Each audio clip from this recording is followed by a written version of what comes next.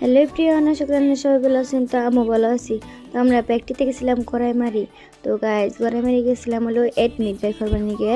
তো পরে আমরা তার মানে পুরি খাইলাম, আর এই পুরিটা খাওয়াইছে আমার আম্মু। পরে রাস্তার মধ্যে আমি আর আমার আম্মু একটু ভিডিও বানাইলাম গাইজ, কি মনে গো। তারপরে গেছিলাম গাইজ নানের নিকে।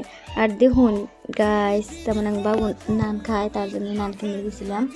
তো আরাঙ্গিনটা দেখুন একদম ডাইরেক্ট একদম পাকা হয়ে গেছে, রাস্তা একবার ডাইরেক্ট পাকা হয়ে গেছে।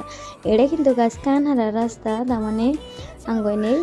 তো দেখুন কি কমো এনে রাস্তা না কি গাছ, কি ডাইরেক্ট অল্প বৃষ্টি হইলেই তো রাস্তার মধ্যে আর কি পানিতে আর থাকা যায় না। তো যাই হোক, তো আমার তার মানে ডাব খাইবার মন গেছাল, তার জন্য গড়াইমারি থেকে আইতে কালা আমি ডাব কিনে নিয়েছি আর বহুতই বাজার করছি। আর একখানে বলে তার মানে নে দেখুন গাইস কি কমু, একদম অল্প পরে পরে তেমনি পানি। আর গাইস কি কমু, আমার ফ্রেন্ড আর একটা সেরি পিলিতে ডাইরেক্ট উল্টিয়ে গেছাল গা। ওখানে আমার আসলে এত খারাপ লাগছাল, বহুতই দুঃখ পাইছে। পরে ফার্মাসিতে যাই নেই আর কি, তারপরে ওষুধ দিছে। যাই হোক, তারপরে আমি ডাব কিনে আনছিলাম গরমের থেকে, তো ডাব খাইলাম।